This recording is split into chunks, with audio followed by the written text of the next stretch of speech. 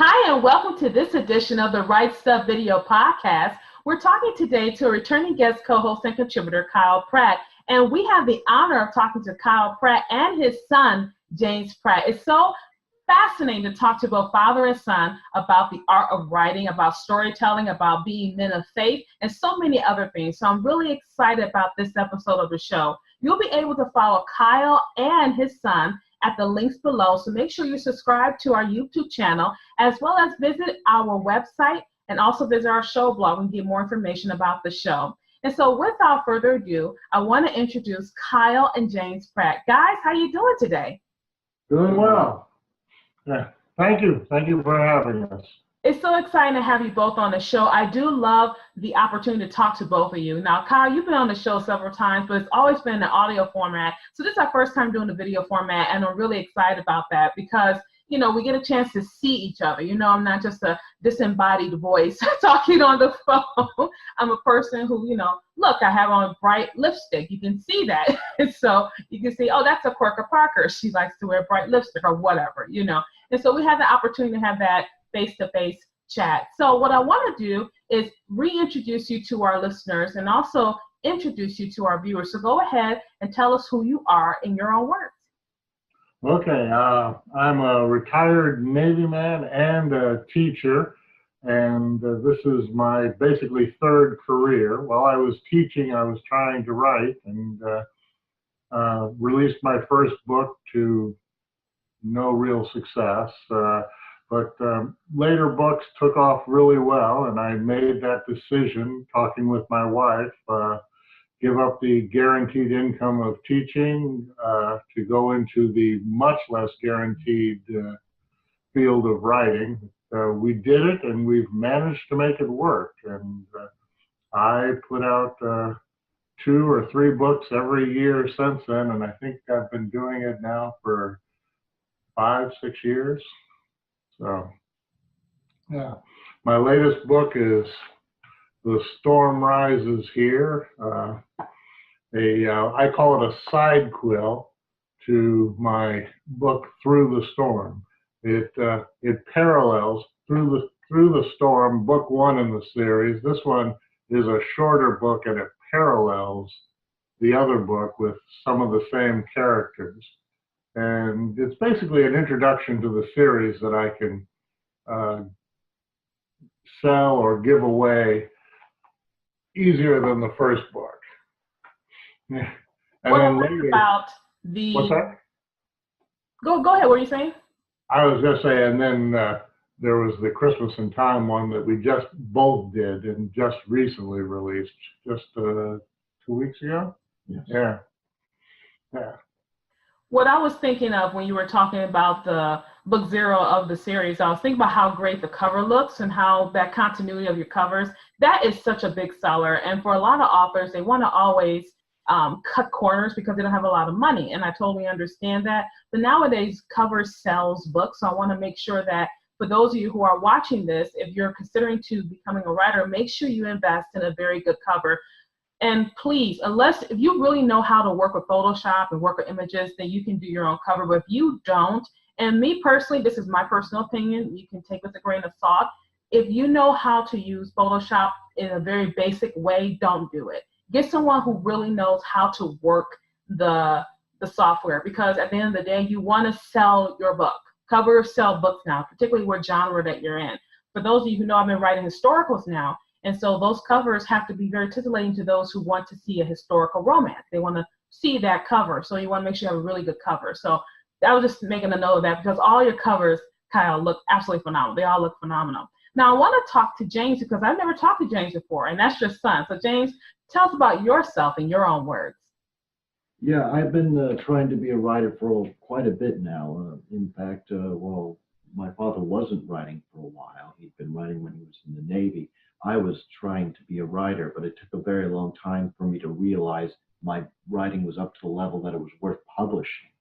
And my first story I published was a short story, Chelsea and Swindle, was basically a Tolkien-esque-like fantasy, but the twist in the story is that I wasn't really interested in the conventional heroes. I wanted to take it from the point of view of a goblin. So basically, the story starts off with the conventional heroes murdering the entire goblin's family, and it's his quest for justice. And he kind of doesn't quite get it, but he does. He is the hero at the end of the story. The other stories, my closest to a Christian story was Children of Nod, which is basically a modern take on Dante's Inferno. My thought was Dante's Inferno is a rather interesting story, but what if it happened in modern time, but instead of just being about dead souls, it's about the living. And so it was basically these people, once they're changed into jinn, is what I call them, they're like normal people, but they can't go back into town because they can hear people's thoughts. But at one particular time of the day, time stops for everyone else, and then people can go into town. Jinns can go into town and see through the eyes of God. It's sort of like Berkeley's philosophy that reality is perceived by a perceiver, and the reason why a candle will burn when no one's in the room is because God perceives it, so it happens. So basically the idea of this philosophy is that perception is everything, and this one time period called the bend is God's perception of reality. And I thought that was an interesting idea to have a way of telling us sort of good and evil and things like that. My third story was perhaps my biggest, was Night Side of Nature. My take on that was, people have been doing a lot of vampire stories, but my take was basically runaway vampires. So this girl finds out that she's a half vampire, and her vampire half is going to take over soon. And she realizes she has a tyrannical mother, and she doesn't run away for herself, but for her younger sister, to keep her safe from the influence. And so I thought that was an interesting story, because this is a coming of age story and becoming a vampire story at the same time. There's a lot of pressure on her. She's becoming something she doesn't want to be, and she's having to take care of her younger sister, so she has to be sort of almost a parental figure to her younger sister, which is a lot of pressure for a young adult to be under. I guess a lot of these stories are, in a way, coming of age stories. The goblin has to become to take on the role of avenging a tribe. The Children of Nod is about a young man seeing the world in a new way that he doesn't want to see. He doesn't want to believe in Children of Nod, and facing himself and facing a way of seeing others. And Night Side of Nature is ultimately about going out into the world and having to be somebody you're not quite ready to be, both as a vampire and as somebody keeping care of a human daughter or younger human sister, which creates a lot of pressure. And so, yeah. Well, do me a favor. Hold up the book covers. All three of you, hold the book covers again. All three of them, so you can see them all nice. And then hold your other one up. Yeah. That is a nice picture. So here we have father and son, and we have Children of Nod, we have The Storm Rises, and we have What Side? Night Side of Nature. What Side of Nature? And so I like that, because you have father and son who write, and then guess what? They're writing two different things. And, you know, James, let's talk to you for a second. You know, your dad's writing, and you know you have the gift to write, because I believe writers are born, not bred. But you have the gift to write, and your dad's writing. But do you think, I don't want to write what my dad writes, I want to write what I write? Did you ever feel any kind of pressure to emulate your father's style? Or were you like, no, I'm going to write this and hopefully dad likes it? Tell me about that. I never felt the need to emulate my father's writing. In fact, it's probably terrible to say, I've never read any of my father's books. Yes, that is not a good thing to say. But I've read yours. Thank you. Well, yeah, my father wrote post-apocalyptic. My stories tend towards fantasy. In fact, early when I was trying to experiment with writing, I was writing science fiction, which my father did write in the decades before. And one of his stories he's never published, I think. It was Phoenix World. Phoenix World. We never published it. Yeah, which you should give a shot. And so it wasn't quite the pressure of that. I always wrote what came to my mind, what wouldn't leave my mind. And so those are the things I would do. So it wasn't quite that. But one of the things you mentioned, which I think is very true, although I can't hold it up, my first novel, Chelsea and Swindle, was had a really good cover in my opinion. It was bright, colorful, and I even have it as a poster. But it's not a physical book because it's a short story. But this also I think was a really good cover. And you're right, you need to have good covers to sell stuff. In fact, I was introduced by R.A. Salvatore by the book cover. I saw it on the bookstore shelf and I thought, that's a really good cover. I want to read that story. And it is important to judge books by the cover because that's basically, it gives a good cover gives a personality to the book, who it's aimed at and stuff like that. And R.A. Salvatore's cover looked interesting because it had hundreds of dead orcs and this sad-looking hero on the cover holding a helmet of a friend. I'm thinking, wow, that's dramatic. I want to read that. And so, yeah, I 100% believe that. And I have to pay a lot of money for these good covers because in this case, you got a girl with a gun. She doesn't look like a person who normally hold a gun, you know, but, you know, people in a dress don't usually hold a gun like that. And she's sitting on a throne or a throne-like chair. So we're saying, what the heck is this about? And stuff like that. So yeah, I think personality is 100% important. And how you put personality on a book is by a good cover. You know? I agree. Mm-hmm. I agree. So Kyle, as the dad, you know, you have the opportunity to see your son grow. You've held him in your arms as a baby. You've helped him walk, school, everything. You know, now you have an opportunity to watch his career grow. Like your career has grown. You've watched his career grow and you see him get at this thing called writing. And this thing called writing, I think, is actually one of the best gifts that God could give people. And I was saying this recently. I think, you know, God is obsessed with the written word. And, you know, words are so powerful. And I'm not just talking mystically speaking, like, you know, spells and things of that nature. I'm talking like if you say, you look beautiful today, you can change someone's outlook, you know, or if you say, you know what, I think you're never going to succeed, you can kill someone's outlook, you know. And so they have actual emotional impact onto what we do. So words are quite powerful.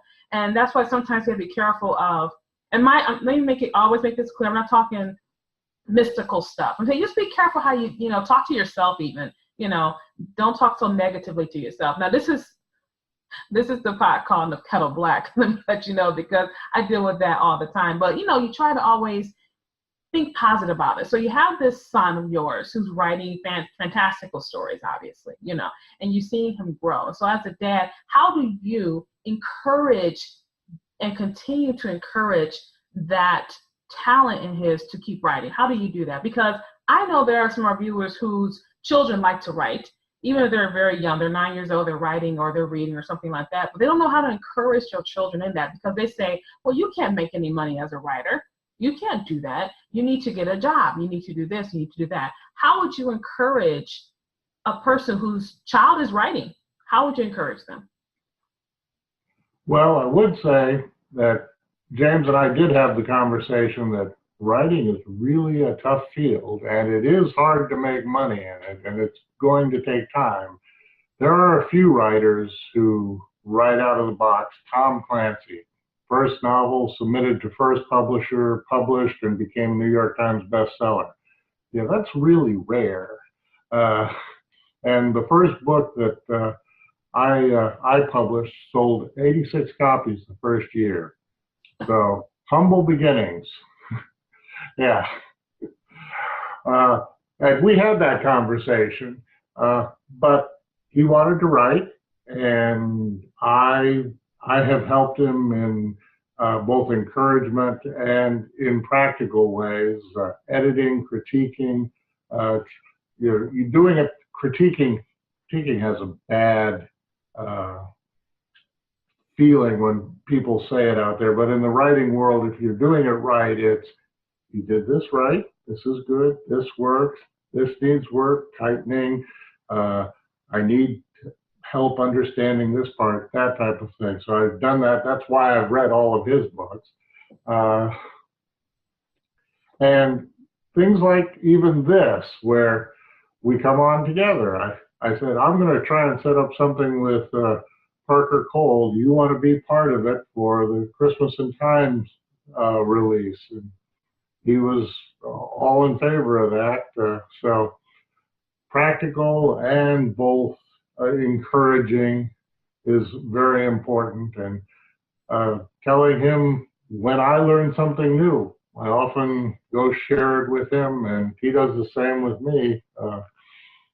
When we do something and it succeeds for him, he tells me. So we're a team of growing writers. I like that analogy, a team of growing writers, even though you're father and son, because it lets us know that you can work together. One thing I've discovered in this field called writing is that writers can be, we can be a little introverted. Now, I'm not an introvert by any means, but I do have my introverted moment. There are times when my husband will come home, I'm like, can you go somewhere?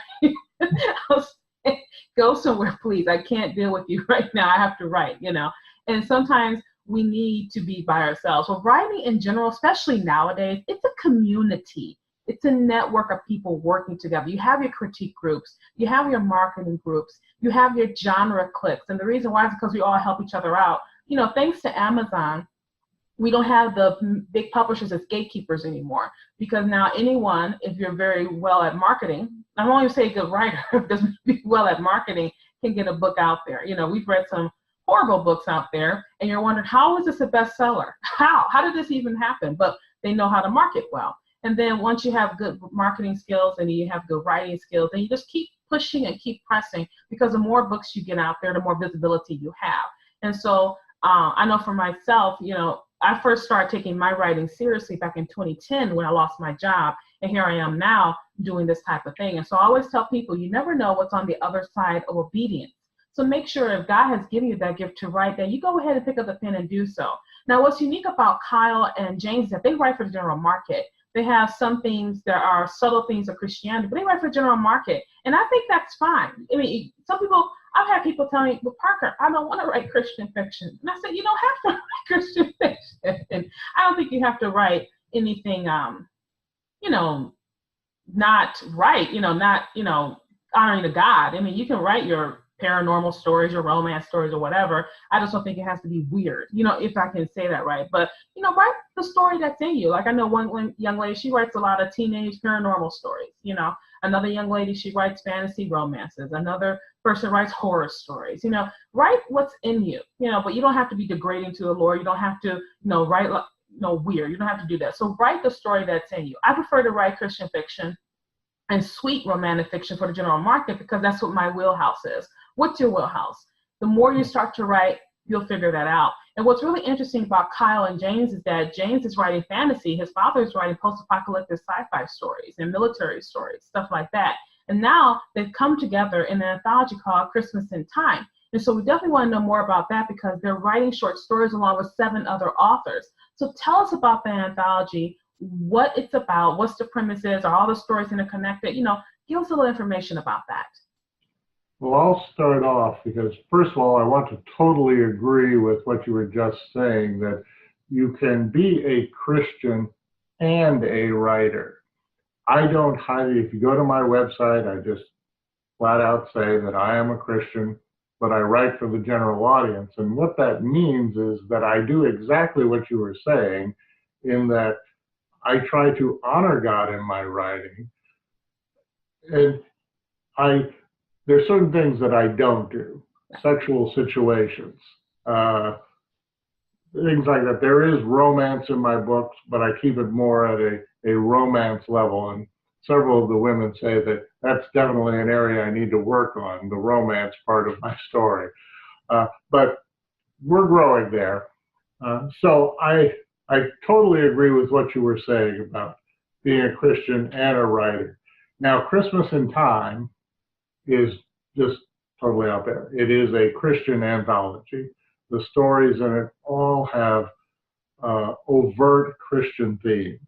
And my story is the last one in the book, because we ended up putting them in alphabetically. So my name was last in the list. But my story goes back to that very first Christmas, where in the Bible we see that the shepherds are out in the field and an angel appears to them and announces that the Messiah has been born, and in the city of David, and go there. And in my story, one of the shepherds continues to see both the physical and the spiritual world as he hurries towards Bethlehem. So he sees the angels circling over Bethlehem, but he also sees the devil going there also. And the devil, for some reason, does not want him to arrive in Bethlehem. And so there's this battle, both in a physical sense and a spiritual sense, between the angels, the demons, and my shepherd, whose name is Toby, as he struggles to get to Bethlehem and to the manger. And James, your story? My story was a bit simpler in a lot of ways. I lived on a base NAF at Sugi when my father was still working in the Navy, and it was. This is in Japan. Yeah, it was Japan during the 80s, and my idea of a story was to base it on that base, based on some events that actually did happen. For example, there was a fire in one of the high-rise buildings, and the story goes is that one of my friends, it just everything.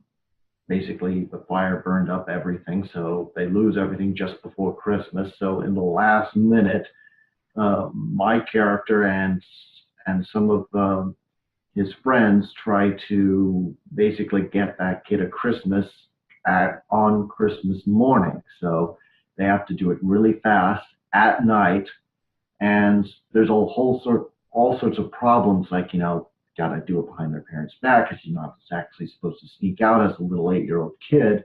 And they've got there's MPs and bullies, a bunch of kids who are riding around on bikes destroying Christmas decorations, and are suddenly interested in these kids who are dragging this wagon full of presents around. So I liked it because it was based on nostalgia. There's a lot of, what kids are interested in. At the time, these are Nintendo-obsessed kids. In fact, people are obsessed with Nintendo today, too. So, so it was a really fun story. It wasn't quite, angels and demons kind of thing. It was more like, what are kids like? And unfortunately, my story had to be a little censored because they did talk like kids. I didn't write any cuss words into the story, but I couldn't have things like sucks, and stuff like that. So had to be toned down a bit, but I was glad that the story was got in there, and it was one of the easiest stories I've ever written. Usually there's like revision and stuff like that, like changing the direction of the story. This was just ammo, straightforward. Mm-hmm. And so, yeah. It's a nice story about kids trying to save Christmas for a friend. Yeah. One of the interesting things is I knew one of the other authors before Dad did. That's in the anthology, Debbie Lee. She was in a writers group at my college, and so I knew early on that she was very talented, and eventually she joined my father's writers group, and as a result, that's how she got into the anthology. Got into the anthology. She writes for Barber. She's doing a number of really good things. We've got some excellent writers for this anthology. Oh, dear. There's a deer walking by. We're in the country, so ever so often they're walking by the window. Yeah. And she was ultimately the one who got me into the anthology because my father wanted me to be in it, but it's sort of like I'm a family member. It looked like I got in by that way, but she kept insisting that he's really good. We should have him, and they needed one more author, so I was sort of the last one to join. Very, very true. I was reluctant to bring up his name for fear of it being called nepotism, but Debbie Lee, the other author, said, no, we should ask him. Okay. And turned out to be a good choice.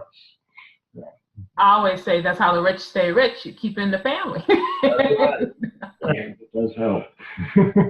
You were saying about the deer walking by your window. I said, well, it's better a deer than a bear. So totally okay. Because you'll be like, Parker, we can keep this conversation going as long as you need to. If there's a bear outside the window. Yeah. And I'm terrified of bears. I'm absolutely terrified of bears. I have no idea why. I've never met one in real life. I have no intention of ever meeting one in real life. I'm not interested in any of it. So I don't know why I'm terrified of bears. I'm just Well, we actually have met a bear in real life. Oh yeah, it was when I was a little kid. I was like 3 years old, and my brother was like 1, and we were walking near my grandma's house. Not far from here. Yeah, and I have a feeling something's wrong, but I don't quite see it. But my father sees it before I do, and just basically yanks me and Into the air. yeah, and it was the worst case scenario too, because it was cubs and mama bear, and that's when they're most dangerous. Yeah. So yeah. So we ran, or I ran. He flew. Yeah. Yeah. Yeah. I like that. He said, I ran, he flew. We're just, we're getting out. Yeah. Mom, I'm not trying to hurt your babies, anything like that. What I like about this is as I listen to you guys, I love the camaraderie I feel between you. Even though it's through video, I can feel that camaraderie. I can feel you guys' closeness, even though you may say, well, how can you feel that part? But you can just tell. You can just tell. And I'm not saying that doesn't mean you haven't had ups and downs. It doesn't mean that. But there's a father-son relationship. And that father-son relationship is so important today because so many homes don't have that dynamic. I was watching an episode of Home Improvement. I hadn't seen it in like forever. So I was watching the episode of Home Improvement because I wanted to see the episode where she does the look, the wife does the look, and how Al and Tim are like, don't look, she's doing it, whatever. And the dynamic of that nuclear family of having dad and mom, kid, all in the same house and work, it's just not there anymore. You don't have that dynamic. So it's really nice to see between you guys. And so tell us, as you transition, because here's dad who's writing and his son who's writing, and tell us about that father-son relationship from each of your own standpoints. So James, you tell about your relationship with your father, how that has helped you just as a man, and then, Kyle, as you coming from the father's point of view, how your son's relationship has helped you as a man. And, tell us about that, because that dynamic is lost nowadays. Well, how he influenced me as a writer was both my parents wanted me to be a reader, a book reader, and I was a little reluctant to read books because most of the books they tend to recommend have those like boring medals, Newbery Award or whatever, and those made books seem boring to me because it was a book recommended by adults and that none of them interested me. But my parents kept reading, and one of the books they read to me was like Starship Troopers. It wouldn't be a conventional book to read kids, but I was 11 and my brother was like 10 or 9 or something. And so they kept reading up to like I was 11 or 12, even Lord of the Rings. And by coincidence, they were starting the production of that book way back in the 90s because they were preparing for it to be shot later on. And so they even had some of the artwork in a calendar coming out that time when you started reading that book. And so science fiction and fantasy were in my mind growing up as a kid. And my father was even writing on a Commodore 64, a story. I'd hear about it every so often as he's talking about his struggles as a writer. And so when I was in college, I tried to take every class I could, and I don't think my father was writing at the time. He had stopped briefly because he was trying to get work after becoming a civilian again. And so now that I'm a writer and he's doing it full time, he's always telling me about all these things like Grammarly or writing tools and stuff like that. So he's basically teaching me all the techniques and how to promote fiction and stuff like that. And he often emphasizes that it is a full-time job because a lot of it's just promoting, just making sure people know about you and things like that. Yep. Also, I would have to say that to some degree, writing has to be something intrinsic in yourself. I to some extent, I often wonder if it's just something in your DNA, because you said writers are born, and both sides of my family have creative aspects, and I'm like, there's not really writers on my mother's side. They're both engineers and they invent things and stuff like that. So the creativity is in the DNA, and so I think that my father has influenced me heavily. Well, I'm glad to hear that. It is true. We read to them when they were very young. He mentioned a couple, but also all the Narnia books. Little House on the Prairie. Little House on the Prairie. Yeah, I can remember so many books that we've read and still enjoy. For me, James has encouraged me by, well, I think I'm a much better father today than I was when I was younger. And it's, yeah, I think probably parents should be parents when they're like in their 50s. But because I've learned so much, and it's been good working together and learning from each other on this road. And hopefully we continue on and do some really great things later on. We're already talking about another anthology, Christmas Tales. It's going to be dog and animal stories, and it's going to be Tales, Tails. So looking forward to doing that one sometime in the future.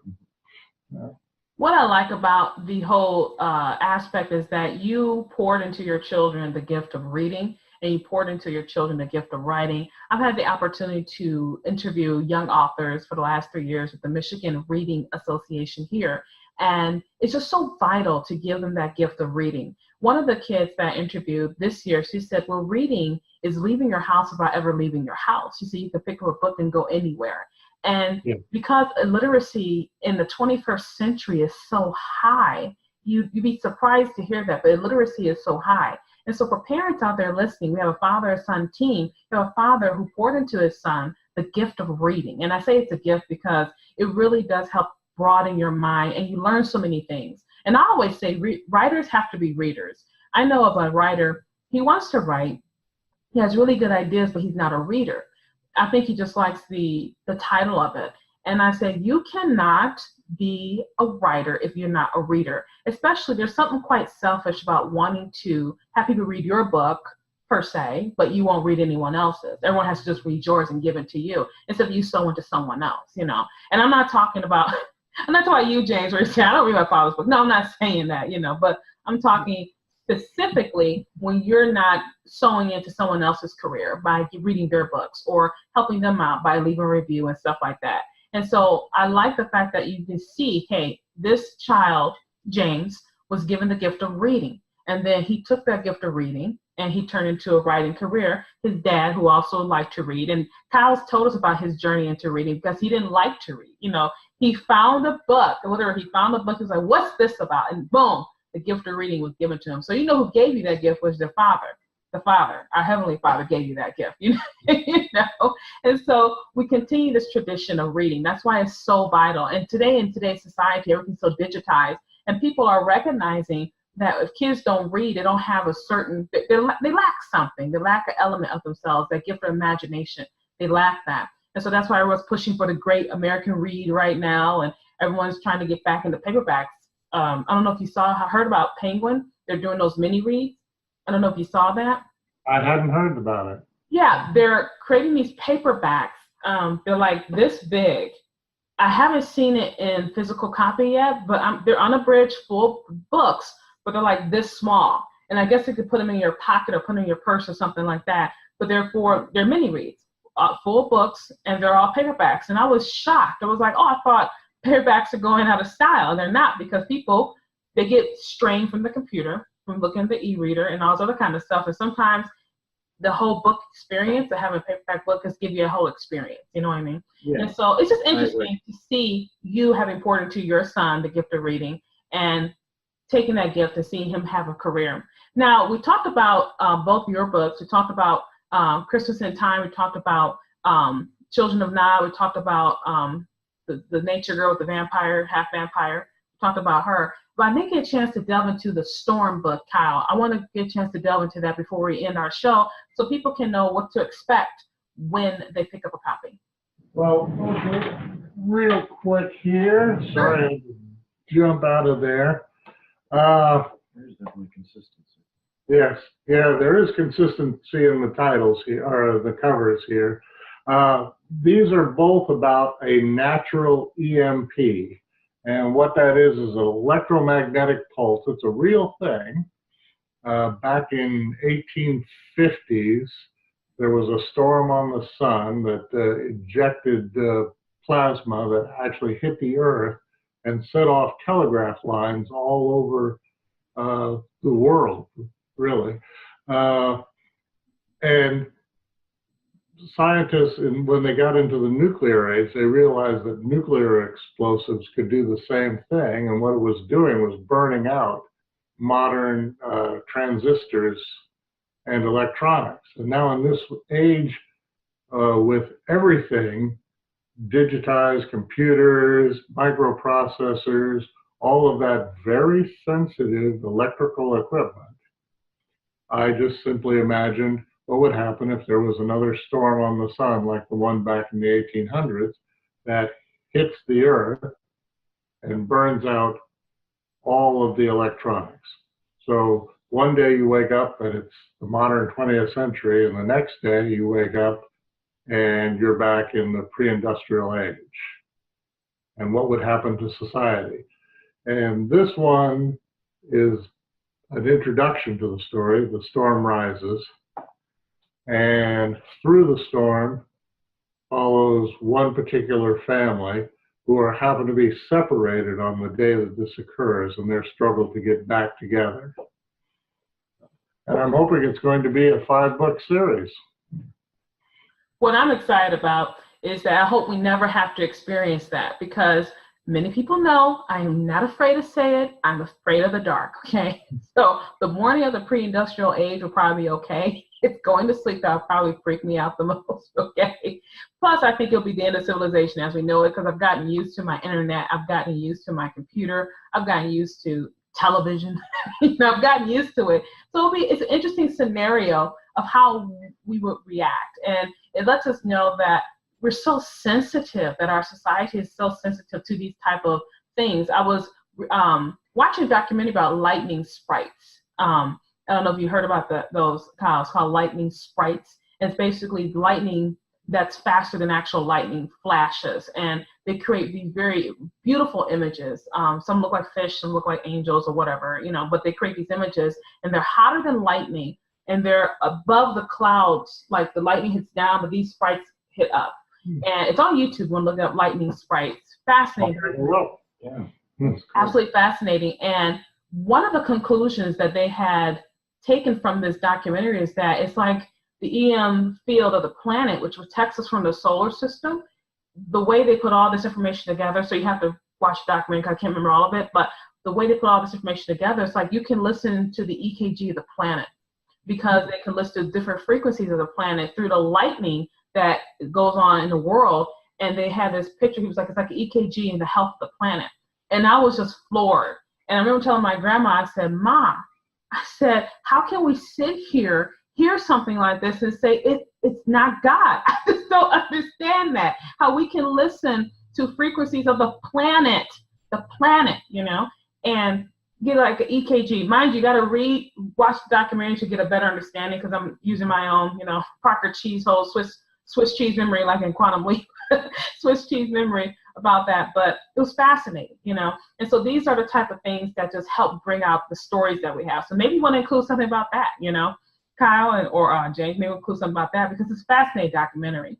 So in the few moments we have left, I want people to get your final thoughts about this thing called writing. So James, go ahead and tell us some encouraging words for our listeners, and then we'll end it with Kyle. Writing is a good thing, even if you don't make a lot of money on it, because it's a good way to be creative. And these days, people usually want to do something creative to make money, but sometimes it's good not necessarily to get rich, although that's nice, but to do it just because it's something that you can make and say you've done and show people. And that's a good thing, You get to be creative, and it basically is a hobby that, makes life easier, because you're able to spend time with your own imagination, and I, at the risk of sounding a little silly, it feeds the soul. And so that can be an incredibly good thing. So do something you love, and be happy that you can do it and spend the time doing it. I would agree with that, and even that it feeds the soul. I don't think that's corny or silly in any way. Uh, Writing, when you think about it, musicians put one note after another to create something beautiful. Writers do a similar thing. We put one word after another in creating something that is hopefully beautiful in some way.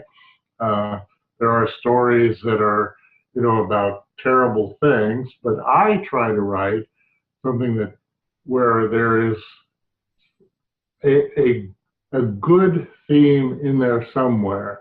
In Through the Storm, real quick, the family is struggling to get back together. But for other writers, I would say that it is a process of building uh, something beautiful over time, but it does take time.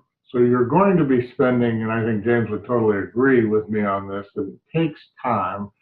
Like I said, my first book sold 86 copies the first year. I could have given up, but I stuck with it, and now this is what I do full time, and I'm doing okay. To begin with, I just hoped it would cover my costs of my writing, but it's grown beyond that, and I'm glad for that. Amen. Amen. I'm so glad for those words of encouragement. And from the father and son team, we have talking today to Kyle Pratt, and he is the author of the book The Storm Rises, which was released on September 21st. And then we're also talking to James Pratt, Kyle's son, and his newest short story is in the Christmas anthology, Christmas in Time, and that's going to be available, I think you said December, right, gentlemen? Well, the ebook is available right now. We hope to have the paperback out by the end of the month. And both of those links to those books will be in the show description box below. I want to thank you all so much for joining me for this edition of the Right Stuff Video Podcast. Kyle and James, thank you again for agreeing to be with me today. I really appreciate having you with me. Thank you very much. Thank you. And for those of you, make sure you subscribe to the Right Stuff Video Podcast YouTube channel for more great episodes and meet your next great read. From all of us here at PJC Media, have a good one.